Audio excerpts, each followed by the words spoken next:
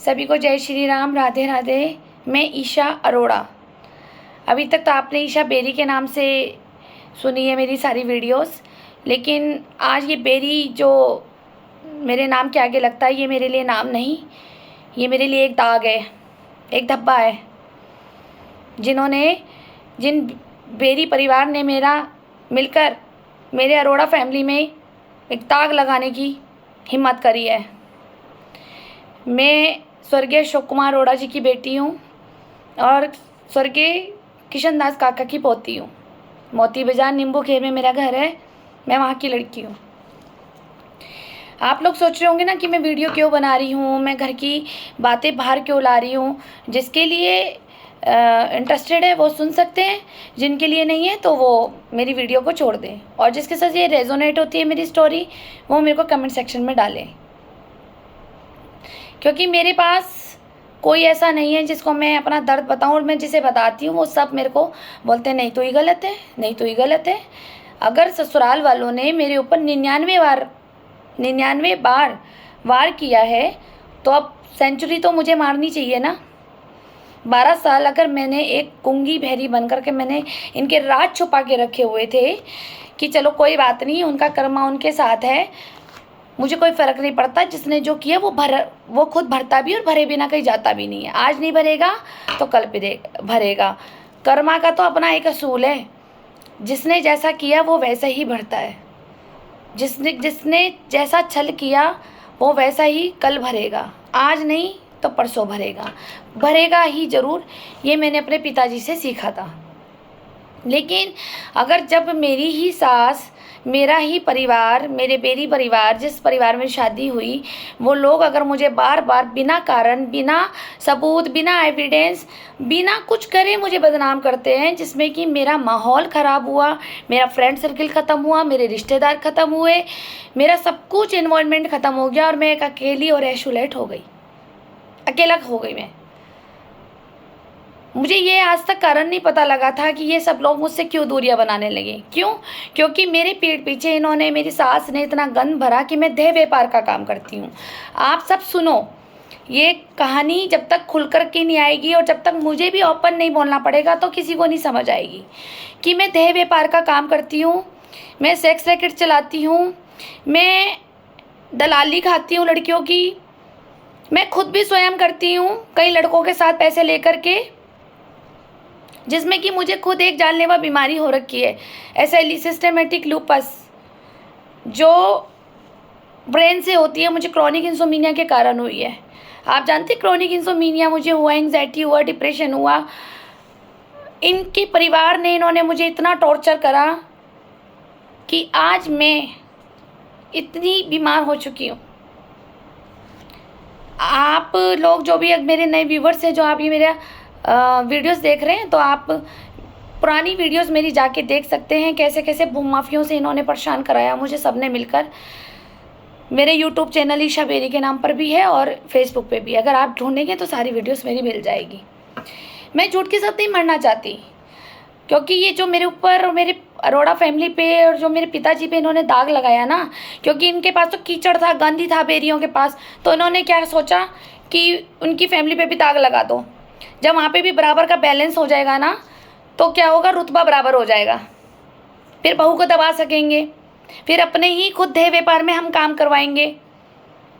लेकिन मैं इनके कहने पे नहीं चली, बस अपनी लड़ाई अकेले लड़ी, इंसाफ के लिए लड़ी, अकेली लड़ती चली गई। पूरा फ्रेंड सर्किल और मेरे सारे रिश्तेदार, बुआ, चाची, मासी, मामा, सब दूर करवा दिए इन लोगों ने, ताकि मेरी इस लड़ाई में कोई सपोर्ट ना करे मुझे। इन्होंने जगह जगह भूमाफिया फैला रखे हैं, मुझे अपने पिता के घर तक नहीं जाने देते। 5 साल से मेरी बहन भी नहीं जाने देती, क्योंकि मेरी बहन भी इन्होंने हाईजैक कर रखी है। आप मेरी सारी स्टोरी सुनिए, क्योंकि अगर आप सोच रहे होंगे मैं पुलिस में क्यों नहीं जाती, क्योंकि पुलिस में जाके देख लिया मैंने। पुलिस में मैंने जाके देखा, सप्तऋषि चौकी, बड़ी कोतवाली, सिटी मजिस्ट्रेट, CO, देहरादून वरिष्ठ पुलिस, कहाँ चलेगी इस बहू की। फिर कईयों को आधा सच पता होता है, कईयों को सच नहीं पता होता है। लोगों को तो आजकल पता है कैसे लोग पसंद होते हैं, मुंह के मीठे। राम राम जी। मैं तो परमात्मा की बंदी हूँ, मैं तो ईश्वर की बंदी हूँ, मैं तो गंगा जी जाती हूँ। वो दिखावे वाले मंदिर। और अंदर इनका क्या देह व्यापार चलता है, क्योंकि ये बहू रात जान गई थी इनका। और कैसे हुई मेरी शादी, मैं आपको अपनी सारी वीडियोस बना बना के डालूंगी। मुझे अब कोई मरने से डर नहीं लगता। मुझे ये लोग जान से मरवा भी देंगे, हो सकता है आपके पास खबर भी आ जाए कि मार भी दिया। वो ये मारेंगे भी, क्योंकि इनको तो मेरे पापा की संपत्ति चाहिए, इन भूमाफियों को। सारे के सारे खट्टे लगे हुए हैं, सारे भूमाफिया। तो मैं सच बता कर के मरना चाहती हूँ। अब तक तो मैंने चुप रखा हुआ था कि चलो कोई नहीं, मैं जिस परिवार में अब आ गई ये मेरा कर्मा था या मेरा भाग था, जो जिस ईश्वर ने मुझे यहाँ भेजा, ये मेरे हिस्से का कोई कर्मा था जिसे मैंने भोगा। लेकिन मैं इनके काम में नहीं सहयोग दिया तो आज इन्होंने मेरी ज़िंदगी कुत्ते से भी बेकार कर दी। सिर्फ यही कि मैं इनके कहने पे नहीं चली और दुनिया को कहती फिरती है कि मेरी बहू हराम थी, मेरी बहू गरीब घर की थी, मेरी बहू काका टैक्सी वाला कोई यूनियन का प्रधान था। मैं नहीं जानती, मैं उसकी बेटी हूँ, मैं एक ड्राइवर की बेटी हूँ, जबकि मेरी सास खुद एक ड्राइवर के साथ भाग कर के शादी करके आई थी। ये इसके तो खुद ही चाल चलन ऐसे हैं, तो मेरे को भी ऐसी बोलती है, जबकि खुद मेरे को पसंद करके आई थी वहाँ पर मेरे मोहल्ले में। जिस लड़की ने, चारू दीदी ने, प्रभा आंटी ने मेरा रिश्ता कराया है। प्रभा आंटी आप जानते होंगे, जिसको प्रभा तबला खड़खड़ी में कोई इन्हीं नाम से फेमस थी। प्रभा आंटी चारू की मौसी हैं, और जो हमारे मोहल्ले का जो पुष्पी है उसका भाई नीरज उसकी सास है। इन लोगों ने मुझे कैसे गैम्बलिंग करके मुझे फंसा दिया, और जब सारे राज देखे तो मैं तो खिलाफ हो गई इनकी खुद ही। इन्होंने तो मुझे शादी के तीसरे दिन ही कुत्ता बना दिया था अपने घर में, और आज ये शराफत का चोला पहन के बैठते हैं। मुंह की स्माइल मीठी, सिर्फ मेरी स्माइल नहीं है ना, मैं क्रोधी हूँ, क्योंकि गलत अपने को बर्दाश्त नहीं। बस ना गलत करो ना गलत सहो। लेकिन मैंने गलती ये कर दी कि मैंने इनकी सारी बातें राज छुपा के रखे और सहती चली गई कि अपने शरीर को इफेक्ट कर दिया, अपने ब्रेन को इफेक्ट कर दिया। क्या मिला मुझे अपनी बहन भी कुर्बान करनी पड़ी, लेकिन वो भी मैंने सब्र करा, कोई बात नहीं। अभिमन्यु को भी हारना पड़ा तो मैंने अपनी बहन भी हार ली। इन्होंने मेरे साथ इतनी गंदी गंदी प्लानिंग प्लॉटिंग करी कि मैं मजबूर हो जाऊं कि इनके देह व्यापार में सहयोग दूं। मेरी कोई सुनवाई नहीं होती और अभी भी नहीं होगी, क्योंकि चालाकी इतनी है इन लोगों के बीच में।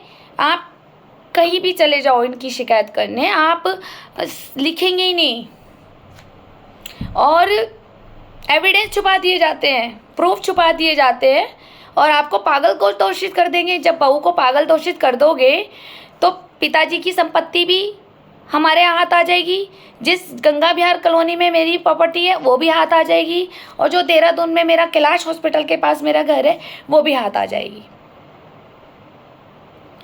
तो बहू को पागल घोषित कर दो और सेला कोई पागल खाने डाल दो, यही से इतना मार दो, इतना बीमार कर दो कि मर जाए, पाइस पड़ी रहे। और अब बीमार हो जाएगी तो बेटा भी छोड़ के चला जाएगा। बेटा मुझे कौन सा अच्छा दिया इन लोगों ने, यही बोलते हैं मेरा बेटा ले गई, मेरा बेटा ले गई। अरे भैया, बेटा तुमने दिया ही क्या, मेरे मुकाबले का बढ़िया बेटा दिया है क्या? ना उसे खाने की अकल, ना बोलने की अकल है, ना उसकी एजुकेशन अच्छी। तुम लोग ड्राइवर लोग थे, ड्राइवरों का काम करते थे, और ड्राइवर वाली भाषा ही सुनती हूँ मैं। दो मुंह वाले सांप कैसे होते वो मैंने तुम्हारे घर में देखे आके। हम तो ईमानदारी के थे सारे के सारे। दो मुंह का सांप क्या होता है मुझे तो पता ही नहीं था, तुम्हारे घर में तो पता चला। कैसे तुम मास्क पहनते हो अच्छे होने का, और झूठा दिखावा क्या दिखाते हो। लेकिन हाँ, ये तो ऐसी माँ है, जिस बेटे ने कमा के दिया उसी बेटे को घर से बाहर कर दिया, और जिस बेटे ने कमा के नहीं दिया, जो अखबारों में दिखाते हैं कि बहिष्कार हैं, लेकिन देह व्यापार तो अच्छा ही चल रहा है सबका मिलके। आज मैं अपने पति का साथ इसलिए दे रही हूँ क्योंकि शुरू में मुझे लगा था कि ये अपनी माँ का साथ देता है और घर में खूब समझ सकते हैं क्या सिचुएशन का माहौल बना होगा, कैसा इन्वायरमेंट होगा मेरी शादी के बाद। लेकिन धीरे धीरे जब मैंने सबकी परत खोली, जानकारी ली, जानकारी करी, क्योंकि मैं जब तक निष्कर्ष तक नहीं जाती तब तक मैं कुछ नहीं बोलती। जब पता लगा कि मेरे पति के साथ भी धोखा हो रहा है, इसे पता ही नहीं इसकी माँ क्या करती है इसके पीठ पीछे, वो सारे राज मैं जान गई थी। बस बेटा फिल्म देखी होगी आप लोगों ने, अरुणा ईरानी की तरह मेरी सास, ललिता पवार की तरह मेरी सास, और सड़क फिल्म की कोठे की महारानी। और ये तो अनिल कपूर, मेरी माँ जो कहेगी मैं तो वो करूँगा, मेरी माँ जो वो कहेगी मैं तो वो करूँगा। मुँह की माँ अच्छी थी, बेटे को सुबह 6 बजे भेज दिया और शाम को आ रहा है, पीछे काम चल रहे हैं देह व्यापार के बहू के सामने। और बहू को कैसे कैसे टॉर्चर किया है वो मैं आपको सारी वीडियोस बना के दिखाऊंगी कि मेरे साथ क्या हुआ। आज मुझे अगर वीडियोस बनानी पड़ रही है, क्यों बन रही है? क्योंकि ना कानून मेरी सुन रहा है और ना मेरे रिश्तेदार मुझे सुन रहे हैं, ना मेरी परिवार की फैमिली में कोई सुन रहा है। लेकिन सिर्फ मुझे तो शिकायत किसी से नहीं है। अगर इस फैमिली में कोई मेरी सास को छोड़ के सब सही है। मुझे तो सबसे अच्छी शांता ताई लगती हैं, शालू दीदी, भावना दीदी, मंजू ताई। मेरी इनसे कोई वो नहीं है, कोई झगड़ा या इन्होंने कोई मेरे से बदतमीजी करी या कभी मेरे को अपमान किया नहीं। मैं क्यों बोलूँ कि भाई, मैं झूठ क्यों बोलूँ कि इन्होंने मुझे गाली दी। हाँ, मुझे ये शिकायत है, शायद इन लोगों को भी ये लगता है कि मैं गलत आ गई इनके घर में। इन्होंने मुझे जज नहीं किया, इन्होंने मुझे पहचाना नहीं, तो कोई बात नहीं, मत पहचानो। हर एक बहू के भाग जया भाभी जैसे कोई होते हैं? जया भाभी तो बहुत अच्छे से रह रही है, जया भाभी जैसे कोई होते हैं? एक हम ही है। मैं चीख चीख के सबको बता रही हूँ, लेकिन मुझे कोई सुनने को तैयार नहीं हो रहा। उल्टा ये कह दिया जाता है कि रूमा ने तो बहुत दुख देखे हैं, रूमा ने तो बहुत दुख देखे हैं विनोद के साथ। सॉरी, मुझे अपनी सास का नाम ऐसे ही लेना पड़ रहा है क्योंकि वो मेरे लिए सास नहीं है, अब नहीं है मेरा तो अब मैं तो अपने आप को भी बहिष्कार कर रही हूँ बेरियों के परिवार से अब, कि मैं जिस परिवार फैमिली में शादी हुई है मुझे अपनी सास और ससुर का नाम लेना ही नहीं। अब मैं मरने के बाद भी नहीं चाहूँगी कि मेरा पिंड बेरी परिवार में जाए, नहीं चाहिए मुझे डर लगता है। तुम लोगों ने मुझे इतना तंग किया है ना, अगर मैं किसी दुश्मन की बेटी की भी शादी कराऊँ ना तो भी मैं नहीं कराऊँगी तुम्हारे घर में, कभी नहीं कराऊँगी मैं।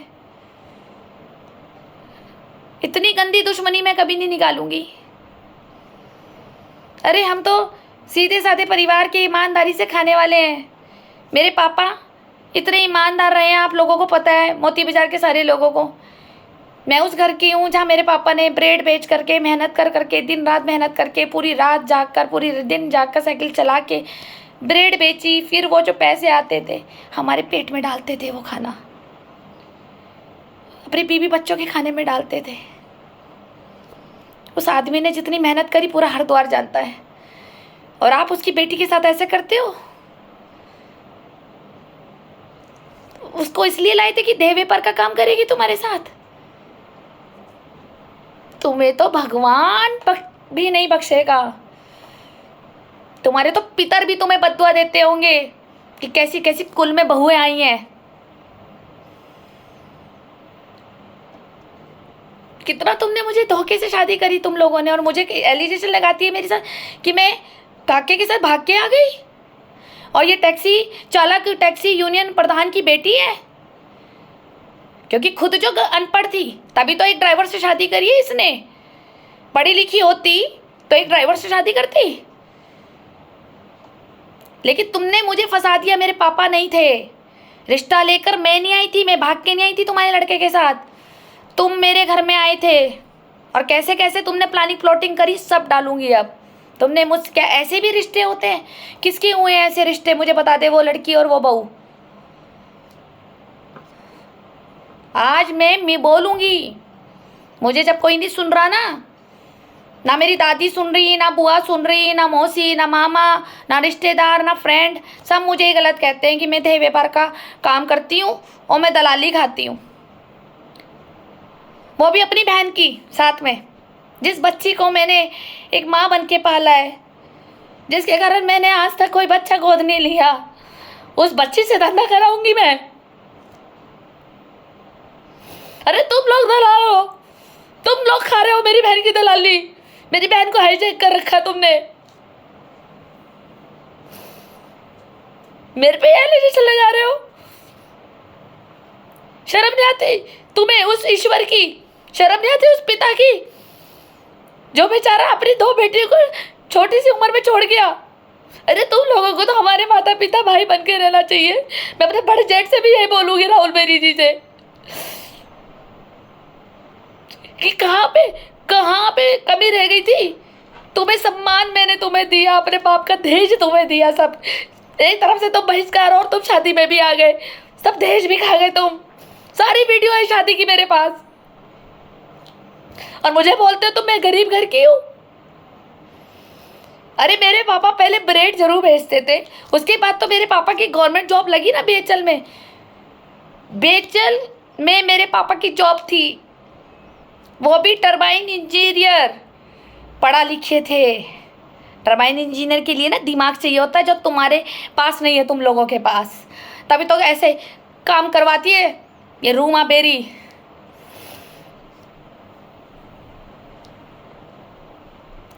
झूठे आरोप लगाओगे तुम मेरे ऊपर। सिर्फ एक डरा दो कि मेरे पास बदमाश है, गोली से मरवा दूंगी। जा एसपी, डीएसपी, डीआईजी के पास जा, क्योंकि तुम लोगों की है ना वहाँ पहुँच। मेरी ऐसी बीवी की कैसे होगी? तुम लोगों की है वहाँ तक पहुँच। अरे मुझे तो इतना तक नहीं पता था कि एक नेता के आगे भी हाथ जोड़ने पड़ते हैं। हमारे पापा ने कभी ऐसे नहीं कहा, हमेशा कहा सम्मान सबका करो, लेकिन ऐसे काम कभी मत करो कि तुम्हें नेताओं के आगे भी हाथ जोड़ने पड़े। सम्मान करो, मंत्री हैं, हमारा अधिकार है, वोट डालो, हमारे ये सुख दुख में काम आते हैं। कोई काम ऐसा हो, स्कूल में एडमिशन नहीं हो रहा है, कोई काम है, कहीं जॉब नहीं लग रही, इन कामों के लिए सिखाया था हमारे पापा ने हाथ जोड़ना। ये कोई कहा था कि किसी की बेटी ला करके बर्बाद कर हो जाओ तुम जा करके वहाँ बहू बन के, और अपनी जिंदगी बचानी हो तो उनके ही परिवार में देह व्यापार में से योगदान दो, तो तुम जिंदा रह जाओगे, वरना मारे जाओगे। ठीक नहीं करा तुमने मेरे साथ। अगर मुझे ये समय आने पे अब तुम्हारे लड़के को भी छोड़ना पड़े ना, तो छोड़ दूंगी मैं। हालांकि उसका कोई कसूर नहीं है, सब मैंने जांच कर ली। तुम्हारे साथ तो वो इतना सा भी योगदान नहीं करता था, उसे तो पता ही नहीं था उसकी माँ पीछे से क्या करती है। ये तो मैंने बताया जब तुम्हारे सारे सबूत मेरे हाथ लगे। अरे मुझे तो शादी से पहले भी बता दिया था किसी ने कि तुम इतने गंदे लोग हो, लेकिन अकल मारी गई थी, अकल। कोई बात नहीं, मेरे पापा सब देख रहे, तुम सबका बर्बाद करेंगे, तुम सबको।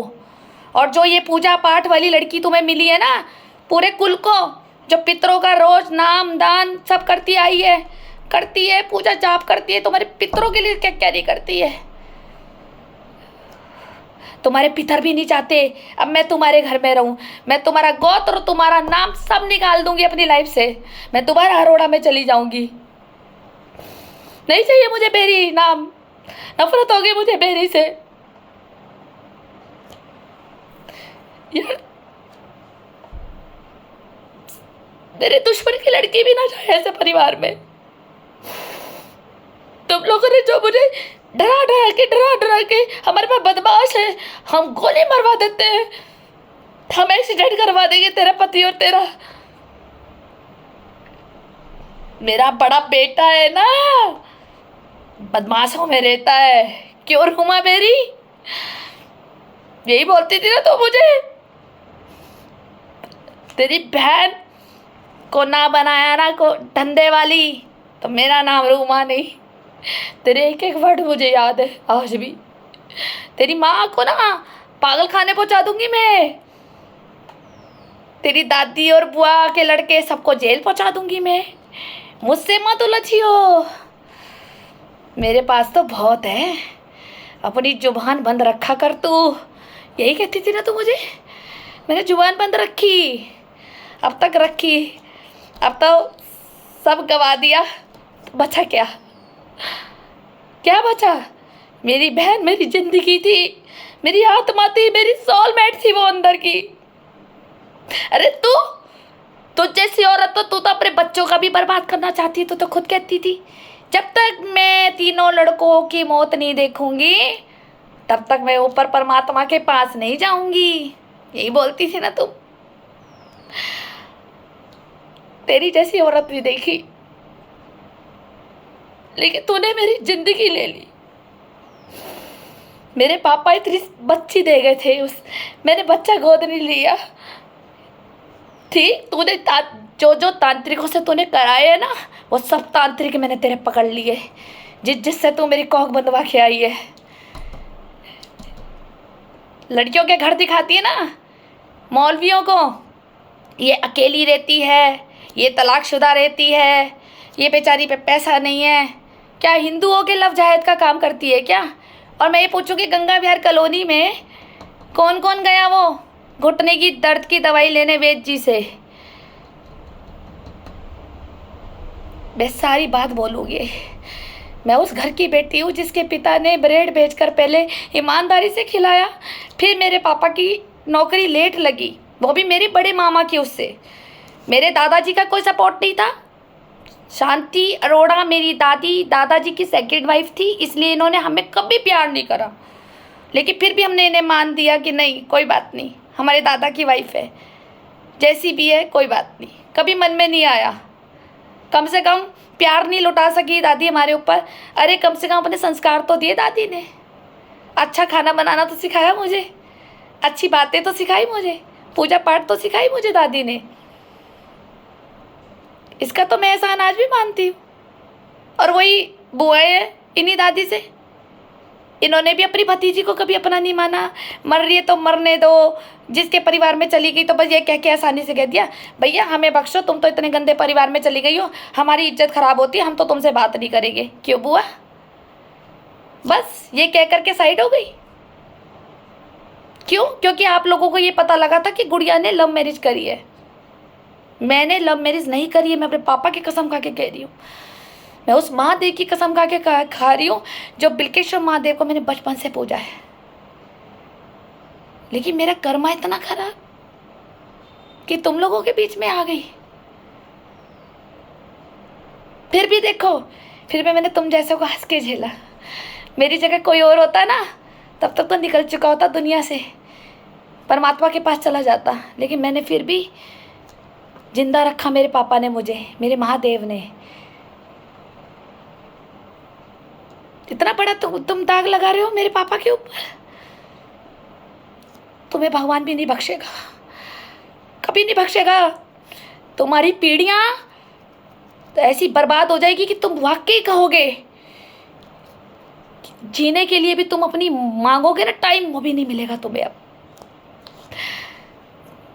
मैं आज भी कह रही हूँ मैं बेरियों की बहू नहीं हूँ। झूठे एलिगेशन लगाते हो यार तुम मेरे पे। अरे मेहनत करके खाने वाली लड़की है ये, और उसके बाप ने ना उसके लिए इतना कर रखा है कि उसको कभी हाथ नहीं फैलाने पड़ते। ये गंदी कमाई तुम्हारे घर में आती है, तभी परमात्मा ने मुझे उस सास से अलग किया कि वहाँ से हट, गंदे घर से। क्या दिया तुमने मुझे? 1 रुपया तक नहीं दिया। जिस मकान में तुम रह रही हो, जिस कोठे में तुम रह रही हो, वह कोठा भी तो मेरे पति ने तुझे बना के दिया खून पसीने की कमाई से। और पिताजी का मकान तूने दे दिया गौरव को, दुकान भी ले ली। क्यों? क्योंकि इसकी बीबी, मैं सचिन बेरी की बीबी और सचिन दोनों ने सहयोग नहीं दिया माँ का। जब राज खुला तो दुकान से निकाल दिया, चल बे उतार दुकान से भी। बड़े भाई सब तो अलग ही हैं, बहिष्कार हैं, फिर भी एक है। सिर्फ एक कागजी फॉर्मेलिटी से बस हम बहिष्कार है, लेकिन एक है, इनके राज जो जान गई थी तो आज इन्हें बुरा लग रहा है। अरे राज, तुम तो लोगों को पैसे दे दे के राज बंद करा देते हो, तो मेरा नहीं मुंह बंद करा सके ना आज। अब तक चुप था, सिर्फ यही सोचकर कि चलो कोई बात नहीं, तुम जो कर रहे हो करो, मैं तो अलग हो गई ना तुम्हारे परिवार से। लेकिन अब तुमने ना मेरे सम्मान पे, मेरी बच्ची पे, मेरे पापा के नाम पर दाग लगाया है, और वो नहीं लगेगा तब भी पापा के नाम पर। और लगा लो, फिर भी अशोक कुमार अरोड़ा जी की इज्जत थी और रहेगी। बस तुमने मेरी आत्मा दूर करी है ना मुझसे, कोई बात नहीं, इसकी सजा तो तुम्हें परमात्मा देगा गिन गिन के। अच्छा है तुम्हारे कुल से निकलूंगी, मैं अलग हो जाऊंगी। मेरे हाथों से, इस पवित्र हाथों से जो मैंने बचपन से पूजा पाठ करी है, कम से कम तुम्हारे पितरों को जल तो नहीं जाएगा अब, और तुम सब भुगतोगे। कितना मैं मन से करती थी डैडी का श्राद्ध करना, दादा की केशवराम बेरी जी का करना, सब कुछ करती थी, दान पुण्य सब। उन्होंने भी कहा जा बेटी जा, हमारे कुल से निकल।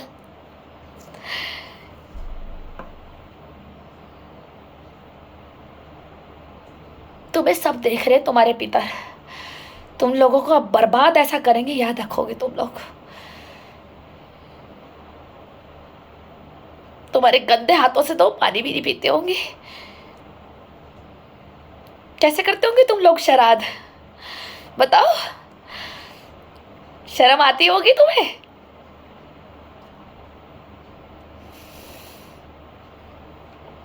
तुम एक पूजा पाठ वाली लड़की को तुम एक देह व्यापार में डालना चाहते थे,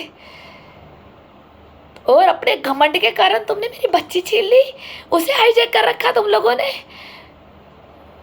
कोई भी मदद नहीं कर रहा उसे छोड़ने में, और अपनी जैसी गंदी बना दी उसे लैंग्वेज वाली, जैसे तुम्हारे घर में लैंग्वेज जो चलती है रूमा बेरी के घर में, वही गंद बोलती है ना वो मुझे भी। अब संगत का रंगत पड़ गया उसके ऊपर। जब तक वो मेरी छत्र छाया में थी ना, लड़की चोरी करती थी वो मुझे, कभी जवान जोरी नहीं करती थी मेरे आगे। एक शर्म, एक हया, एक मर्यादा थी उस लड़की की मेरे आगे। आज वो तेरी जैसी भाषा बोलती है वो मेरे से, तेरी जैसी। 5 साल से तो बात ही नहीं करने दी तुम लोगों ने उसको। कैसे कैसे मैं किसी अपनी रिकॉर्डिंग किसी के मोबाइल में भेजती हूँ, फिर वो उसके मोबाइल में भिजवाता है, फिर वहाँ से जो पलट के बाहर आता है वो गालियों का आता है। यही सिखाया ना तूने मेरी बहन को? फाड़ दूंगी मोती बाजार में अगर तू आ गई तो। किसकी लैंग्वेज है रूमा बेरी?